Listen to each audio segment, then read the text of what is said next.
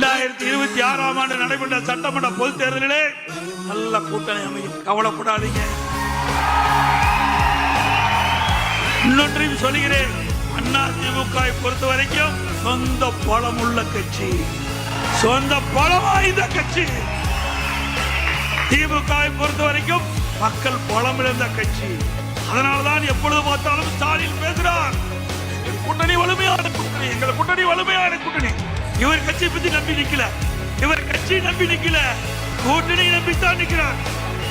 ஆனா நம்ம கூட்டணியில் அங்க வைக்கிற கட்சிகள் எல்லாம் சுதந்திரமாக செயல்படுகின்ற கட்சிகள். தேர்தல் நேரத்தில் எப்பொழுதும் 2019 சரி, 2021 சரி, 2024, 2019 நாடாளுமன்ற தேர்தல், 2021 சட்டமன்ற தேர்தல், 2024 நாடாளுமன்ற தேர்தல், எல்லா தேர்தலுமே தேர்தல் அறிவிப்புக்கு முன்பு ஒரு மாதத்தின் முன்புதான் கூட்டணி பேச்சுவார்த்தை நடத்தி கூட்டணி அமைச்சோம். அதே போல் இப்பொழுதும் தேர்தலுக்கு முன்பு கூட்டணி அமைக்கப்படும். நம்முடைய கூட்டணி பெரும்பான்மையான இடங்களிலே வெற்றி பெறும், சந்தேகமே வேண்டாம். நான் உங்களுக்கு எல்லாம் சந்தேகத்தை போக்கின்ற அளவுக்கு நான் விளக்கம் கொடுத்திருக்கின்றேன். அதோட அடுத்த ஆண்டு 2026ஆம் ஆண்டு நடைபெற்ற சட்டமன்ற பொதுத் தேர்தலில் அதிமுக தலைமை தான் நம்முடைய கூட்டணிக்கு தலைமை தாங்கும். அதிமுக தான் ஆட்சி அமைக்கும், அதிமுக தான் தனி பெரும்பான்மையோடு ஆட்சி அமைக்கும்.